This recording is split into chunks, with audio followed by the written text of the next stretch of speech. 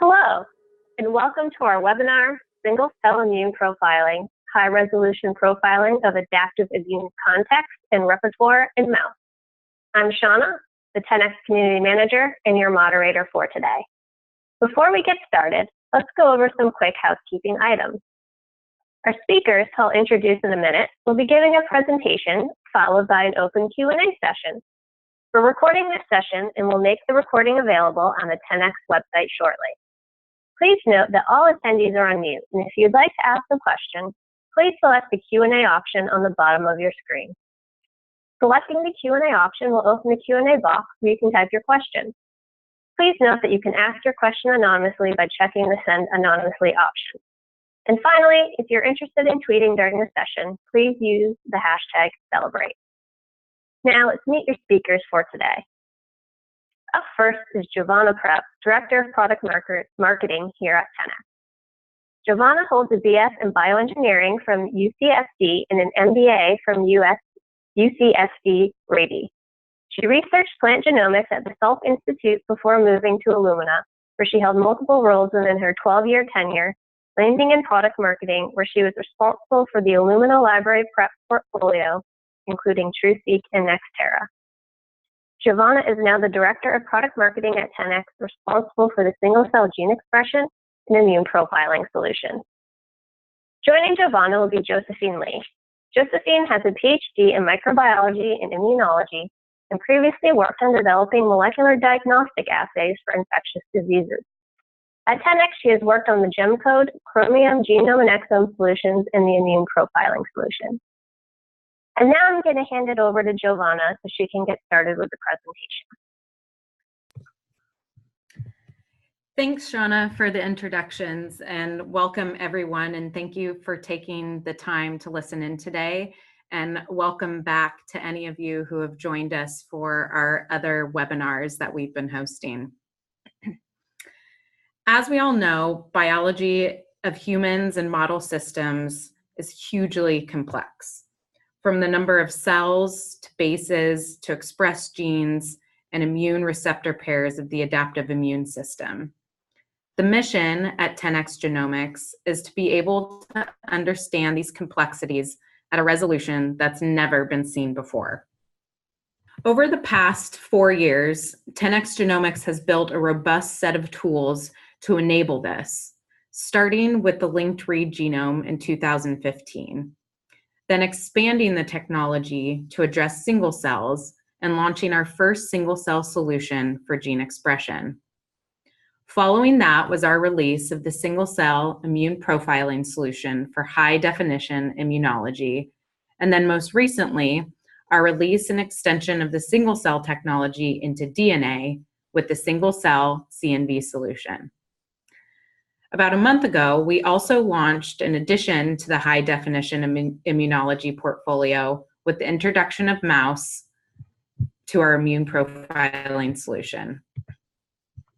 The core of the 10X Chromium system is a microfluidic partitioning of reagents and cells into nanoliter droplets. These are called GEMs, or gel beads and emulsions. This is enabled through the Chromium controller and our chip consumables. Here in this video, you can see cells being introduced through the sample channel and droplets are formed. The key to our system is its speed, barcoding of each reaction, and efficiency of the droplets being made to only have one cell within it for some of the highest throughput, cell recovery, and lowest multiplet rate in the industry. The use of single cell sequencing is critical for the deep understanding of the immune system. In this paper published last year in Nature Reviews Immunology, Papalexi and Satija explain how single-cell gene expression is used to deconvolve immune system heterogeneity. It allows identification of rare and distinct immune cell subsets, which can be used to build development trajectories for immune cells and more. In the adaptive immune system, the combinatorial possibilities lead to such a diverse and immense repertoire of T cells and B cells and their antigen specificity. Understanding the VDJ recombination in T cells or somatic hypermutation and class switching in B cells is critical to dissecting cellular interactions, like you see here with T cells attacking a tumor cell. The value that single cell analysis brings to understanding the adaptive immune system is the ability to resolve both the gene expression profiles within each cell, but then match those profiles and cell subtype information to the corresponding alpha and beta or heavy and light chains of the T cells and B cells. The types of applications that these solutions can be applied to is wide, starting with immuno-oncology, understanding tumor microenvironments or tumor mutation burdens, to infectious disease and repertoire analysis in humans, non-humans, and model organisms for vaccine development and passive immunization, to autoimmunity, transplant, and basic immunology for immune cell atlasing and T and B cell repertoire discovery. The solution that 10x provides is our immune profiling solution. This allows whole transcriptome single cell 5' gene expression that allows you to understand immune cell discovery and phenotypic analysis. In addition, the solution also offers enrichment for paired full-length human or mouse VDJ sequences from single T and B cells. The gene expression and the VDJ sequences can then be matched in a single cell to simultaneously characterize TCR transcripts, B cell immunoglobulin transcripts, and profile gene expression from any sample in the same cell. But the throughput of the system allows the profiling of hundreds to tens of thousands of cells, which then allows for rare clonotype and cell type subpopulation discovery. Finally, revealing the clonality, diversity, and cellular context of the immune repertoire using our open source and fully supported analysis tools, which are at no extra cost to the solution. The system features of our solution allow for a large flexibility of cells per channel, from 100 to tens of thousands of cells, and up to 8 channels per cartridge. We also have cell size flexibility with no lower limits of cell size, with very high capture rates of up to 65% and very low doublet rates. Our analysis pipelines and visualization tools are robust and easy to use, and we have a knowledgeable and reliable technical and field application support team to help you through any troubleshooting. The Chromium single cell immune profiling workflow looks as such. You start with your sample input and then use the immune profiling solution reagents with Chromium controller and microfluidics chip to create your library ready for next-gen sequencing. Once your libraries are sequenced, data analysis pipelines and visualization tools can be used to start your experiments, your experimental understanding.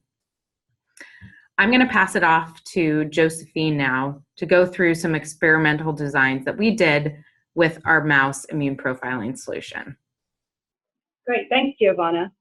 So what I want to do today is walk you through some of our experimental designs and then show you some data that we've generated using our single cell immune profiling workflow with both mouse and human samples. So as Giovanna mentioned, you start with a input of single cell, and the first data set I'll show you is from my PBMC suspension. These are primary cells, and we actually have a suite of demonstrator protocols and additional documentation which provide various internally developed protocols on how to prepare single cell suspensions of different cell types, and we we always work on developing more protocols and put that on the support website to help you provide guidance for different sample types. So here for the PBMC sample, it was prepared using our fresh frozen PBMC demonstrator protocol. To create the library, here we look at matched VDJ-enriched B-cell immunoglobulin and T-cell TCR libraries, as well as 5' gene expression libraries. To do this, we use our Chromium single-cell 5' gel bead and library kit. The Chromium single-cell 5' library construction kit allows us to generate the additional library types from the same sample so that we can generate both B-cell IG-enriched or T-cell IG-enriched and gene expression libraries from your same starting sample. This is run through the Chromium single-cell A chip on our controller. We use the Chromium multiplex kit, and we also have specific VDJ enrichment kits, whether you're targeting mouse B and T cells or human B and T cells. Finally, the libraries are loaded on a Luminous sequencer, and we can sequence the libraries at a 2x150 configuration. For VDJ-enriched libraries, we recommend 5,000 read pairs per cell. And for 5' gene expression libraries, we recommend a 50,000 read pairs per cell depth targeted for your cells. Once the data is sequenced, we run it through our data analysis and visualization software. Cell Ranger 2.2 will analyze your sequencing data, and we can also visualize the different gene expression cell clusters using Loupe Cell Browser 2.0, and Loupe VDJ Browser will allow you to explore the clonal types which are expressed by your B and T cells. Basically, one of the most important steps is really preparing a high-quality sample to put into the system. We're starting with a single-cell suspension, and it's important to have a good quality sample so that you can have the best performance coming out of the system. A couple of things that are really important is to have a clean cell suspension, free of aggregates, free of clumps, such that you're able to accurately quantify your cells so that you can load the amount that you're targeting into the system. We want the cells to have high viability because dying cells or compromised cells will be releasing free-floating RNA into the system, and can cause background. And you also want to be handling your cells very gently, minimize the amount of time that they're being handled, and keep them on ice until they're actually loaded into the system. We have, as I mentioned before, a suite of sample prep resources from 10x. They're all available at the support.10xgenomics.com website. These protocols are free to download. As an example, we have general sample preparation guidelines, including general cell preparation guides, a tumor dissociation from single cell RNA sequencing, and also guidelines for accurate target cell count. When you're looking at specific sample types, some of the examples are the fresh frozen human PBMC demonstrator protocol, as well as protocols for preparing fresh frozen human and mouse cell line mixtures.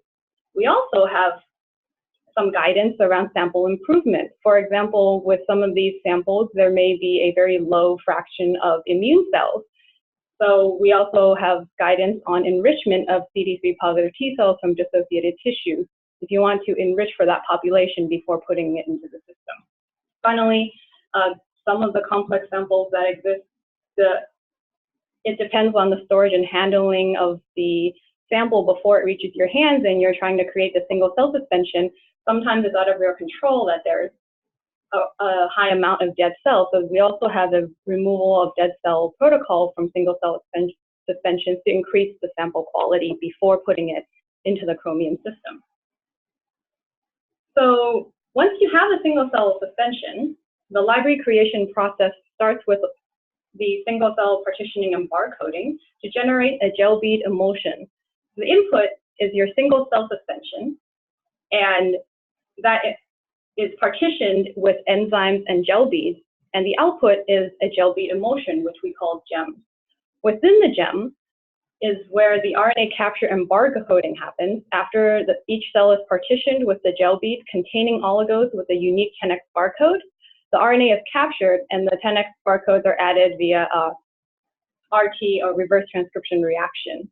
So each single cell will have a unique 10x barcode, which can then be associated back to the individual partitions for each of your libraries. The barcoded cDNA, first-strand cDNA, is amplified in a reaction so that we generate enough material so that you can take that amplified cDNA into a TCR enrichment reaction, which then can be used to generate a TCR-enriched library. That amplified cDNA can also be taken through an Ig enrichment for the B-cell immunoglobulins, which then can be used to generate an immunoglobulin-enriched library. And the amplified cDNA can also be directly taken into 5' gene expression library construction.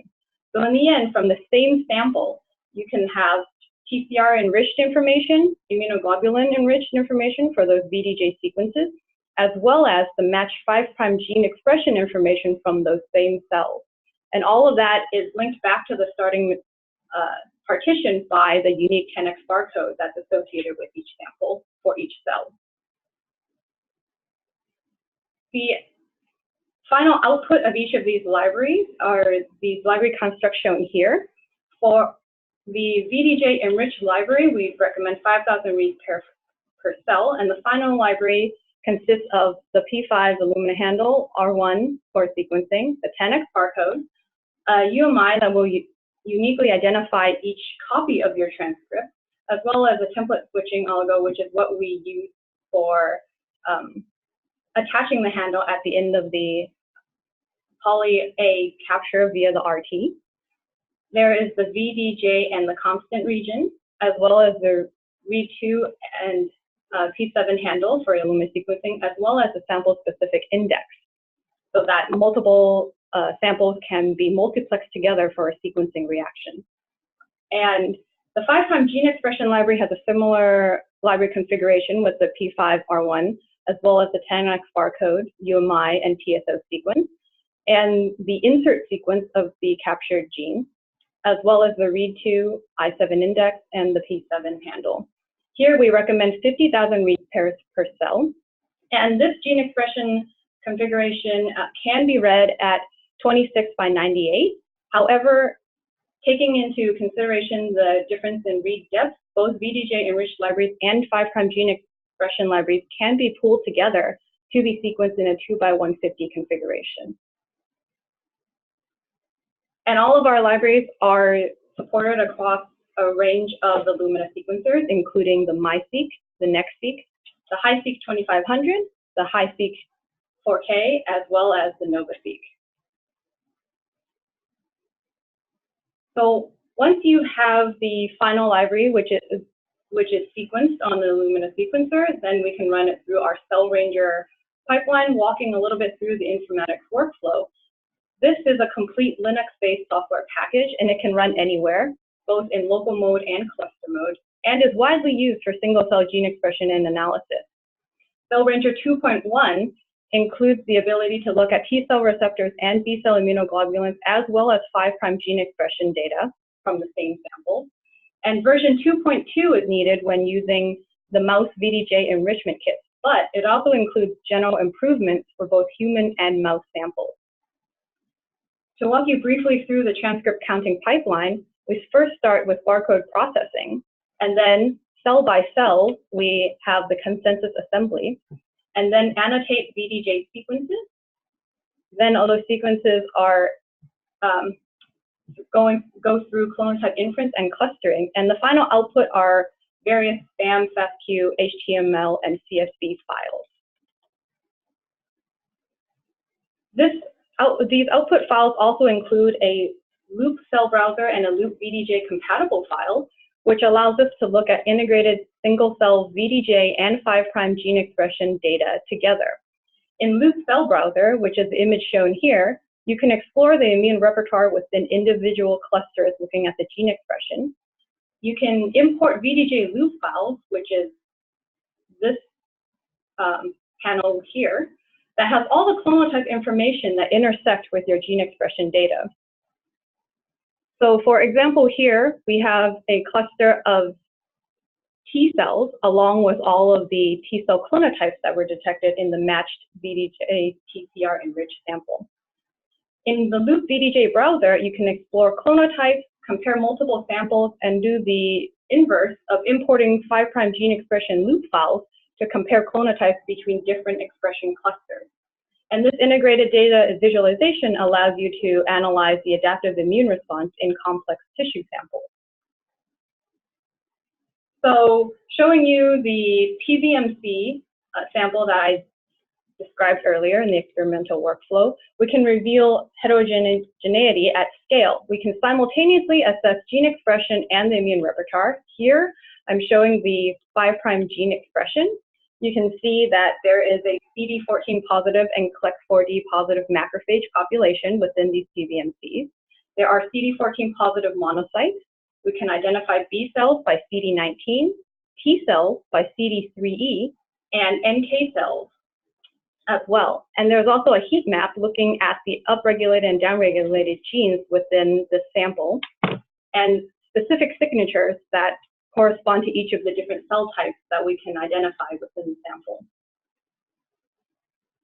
With the Loupe VDJ information imported into Cell Loupe browser, we can look at the overlap of the VDJ clonotypes with gene expression. So when looking at the B cell immunoglobulin enriched, you can see that there is complete overlap of these B cells with what was identified with the 5' gene expression.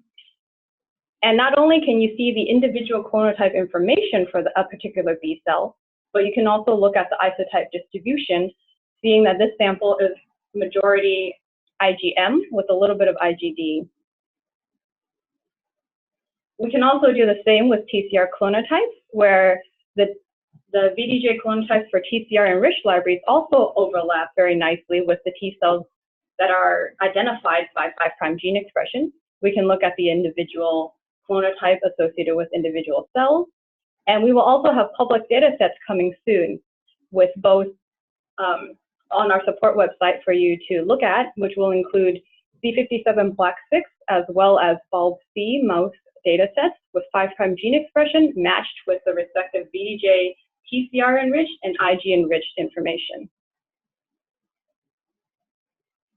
We can also detect rare cell populations using this system to identify specific cells within a diverse population. In this gene expression view, we have about 3% of a B cell line, a mouse monoclonal B cell line called A20, where we know it has one specific clonotype. And we spike this into a diverse background of splenocytes where almost every cell has a unique clonotype. Within a population of 3,500 cells, we can identify the B cell specific population using the CD19 gene expression. And we see that even within the B cells, there's one unique cluster that stands out from the rest of the B cells. Similarly, we can do a similar experiment where we spike in a low amount of a monoclonal T cell line, in this case EL4, with also a known clonotype, spiking them into a diverse splenocyte population. Within a population of 6,500 cells, we also see by gene expression using CD3 that there is a unique T cell cluster that's clustering separately from the rest of the T cell population. In this case, when we look at the B cell immunoglobulin VDJ clonotypes, we see that the specific cluster of B cells off to the side is actually the A20 cell line that we spiked in with exactly the clonotype that we expected from this monoclonal cell line. The same is true with the EL4 cell line with the T cell receptors, where we also see that the distinct population is completely dominated by this single EL4 cell clonotype. So this shows that we can detect 1 to 2 to 3% of cells, and this allows us to look at rare populations within a diverse population in the sample type. So this is all with mouse splenocytes and PBMCs. We are very excited to be able to start working on some mouse tumors in-house, and hopefully we can share some additional data sets at a later point. But right now I want to bring attention to an application spotlight, which is an application note that we have using our immune profiling solution to characterize the tumor microenvironment And this is an application note that can also be accessed on our website.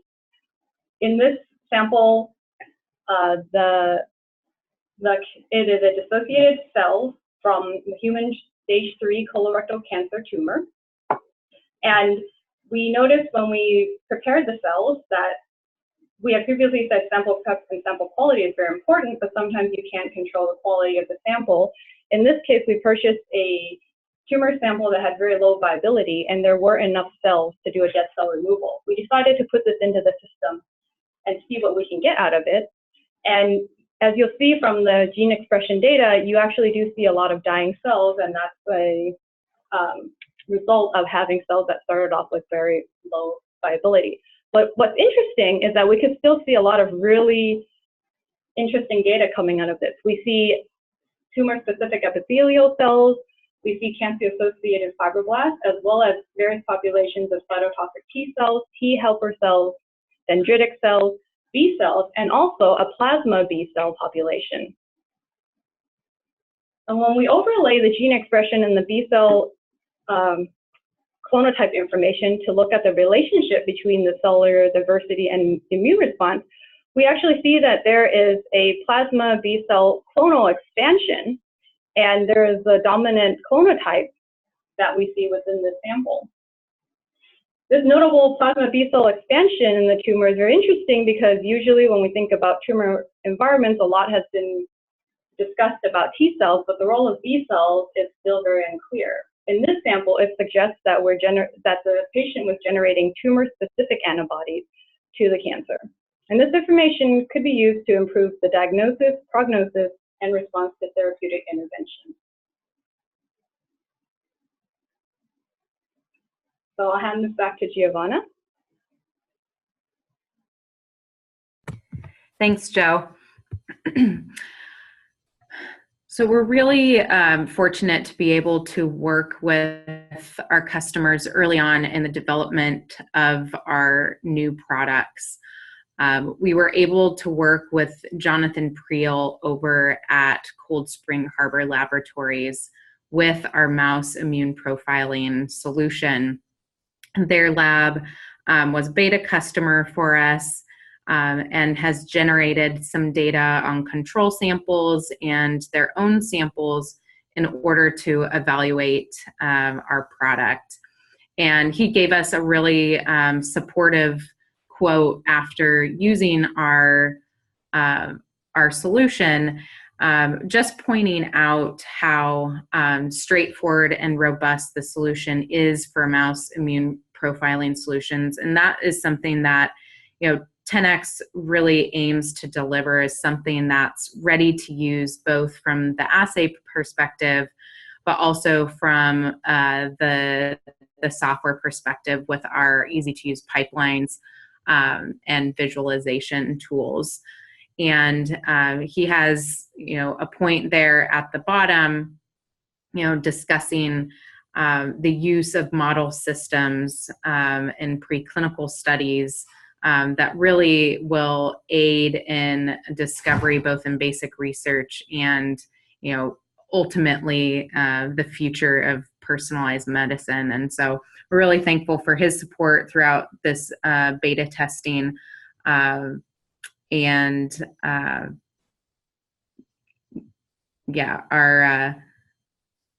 could go to the next slide, Joe, sorry. So with that, Joe had mentioned a number of different resources that we have available online to help assist you in your experimental designs and throughout the process. A number of demonstrated protocols, especially on the cell prep side, which Joe pointed out. We have a user guide, and we will have a new user guide coming out very soon that includes the mouse workflow as a part of it. We also have product sheets that you can find on our website, application notes like the Tumor Microenvironment application note that we discussed here today. We also have a number of public data sets. The current public data sets on the website today are from our human immune profiling solution. And we will have our mouse data sets up very soon, probably within the next week or so, for you to explore as well. In addition, on our support site, we have a number of how-to videos that walk you through the steps of the assay and also the steps of the pipeline and visualization tools, additional technical notes, and then a single cell community and knowledge base where questions can be answered outside of the traditional tech support. So really a number of resources for all of you to get started with our products. A couple notes on the availability of the mouse immune profiling solution. So we currently are taking pre-orders for both mouse T-cell and B-cell products. And we will be shipping those very, very soon, again, within the next couple of weeks for all of those who have already pre-ordered the solution. So we're really, happy to get that out on the market as soon as possible for you guys. So with that, I think we are ready for our Q&A session, and I'm going to hand it back over to Shauna to help facilitate. Thank you. Great. Thanks, Giovanna. And thank you to Josephine for a great presentation. Before we get started with our Q&A session, I would like to introduce 10X scientists Sarah Taylor and Shrina Krishnan. They're here to help answer your questions today. Please remember to select the Q&A box on the bottom of the screen to submit your questions, and we'll do our best to get through as many questions as possible. All right, we're going to get started with our first question. Will your VDJ kit have a feature barcoding capability? I can answer that. So yes, our immune profiling solution will have the capability to incorporate feature barcoding. That's something that we announced at the AGBT meeting at the beginning of 2018. That solution won't be available until the end of this year, but it will have feature barcoding capabilities and recommendations on which providers to use for both antibodies and multimers to pair with that solution. All right, thank you. Moving on to the next question. Approximately what percentage of cells loaded into the system are barcoded?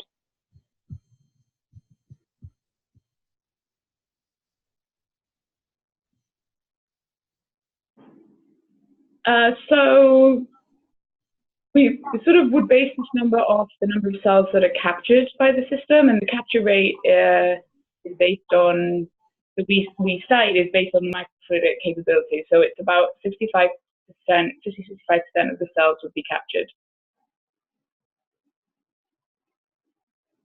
All right, thank you. Next question. Can the Chromium be used for anything besides T and B cells? We are interested in tracking immune cells, including macrophages that infiltrate the CNS after injury.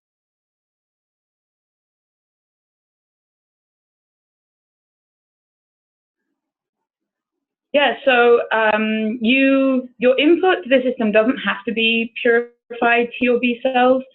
If that's your population of interest, then it makes sense for you to purify and start with that so that you're not getting information on cells that you're not interested in. But if you have a diverse cell population that you want to gain information on, then you can absolutely put in your whole sample and get the gene expression information for all of those cells.